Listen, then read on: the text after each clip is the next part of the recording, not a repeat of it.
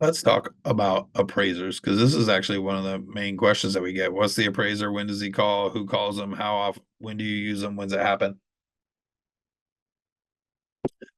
Appraiser is not the devil. Before I jump into that next slide, you guys get distracted. The appraiser is not the devil, but he can feel that way to both buyers and sellers.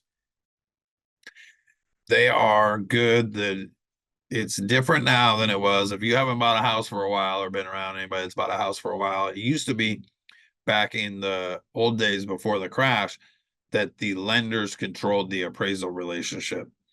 And so that was back when I was a lender, actually. So I had a Rolodex of appraisers and could exert great influence on the appraisers if needed.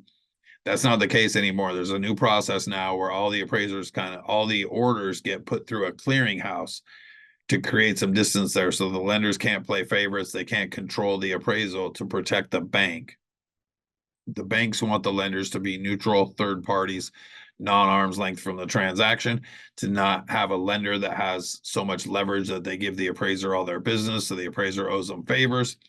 That's why they're not really on anybody's team, but maybe the banks, because it's really their job to ensure that the bank is safe from the valuation on the property. That if the contract is 800,000, the appraiser says the property could sell fair market based on their research for 800,000. We're going to be talking more about value and some flaws in the appraisal process in the next webinar, but they're not on anybody's team. They're not there to ensure that your property comes in at value on the contract or undervalue for you to try to renegotiate. They're going to do independent research in that process.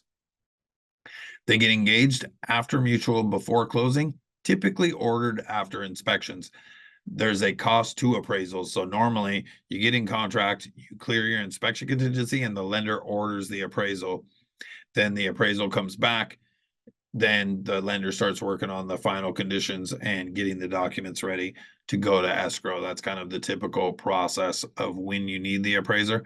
You are never going to call an appraiser yourself unless you're trying to get your own value on your own house for some reason. Usually that's a divorce or estate situation when somebody is contacting an appraiser directly themselves. They provide an outside opinion, expert opinion of the value of the property. I should put expert in parentheses there. Not all appraisers are created equal, just like not all lenders and all agents. Sometimes you may need a second appraisal on a property, but their focus is to protect the bank's cash, not protect your deal, not get you the house, not make the seller feel good about themselves, to protect the bank's cash.